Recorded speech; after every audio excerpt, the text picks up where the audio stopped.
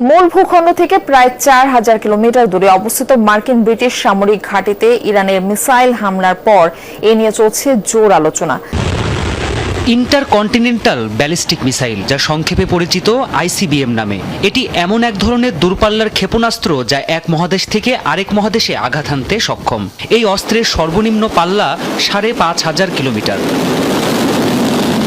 যুক্তরাষ্ট্র, রাশিয়া ও চীন সহ বিশ্বের হাতে গোনা কয়েকটি দেশের সমর ভাণ্ডারে আছে এই অস্ত্র।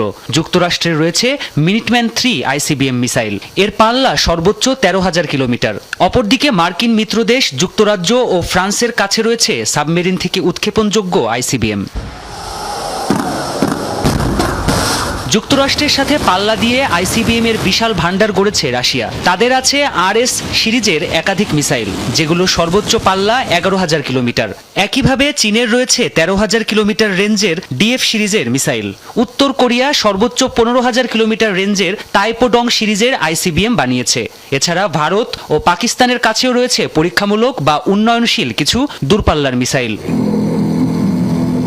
সমরাস্ত্র বিশ্লেষকরা বলছেন, বিশ্বের সবচেয়ে শক্তিশালী ও কৌশলগতভাবে গুরুত্বপূর্ণ ক্ষেপণাস্ত্রগুলোর একটি এই আন্তঃমহাদেশীয় ব্যালিস্টিক মিসাইল বা আইসিবিএম। শুরুতে শব্দের গতির চেয়ে ২০ গুণেরও বেশি গতিতে উপরে উঠে যায় এটি, এরপর নির্দিষ্ট গতিতে আঘাত হানে টার্গেটে।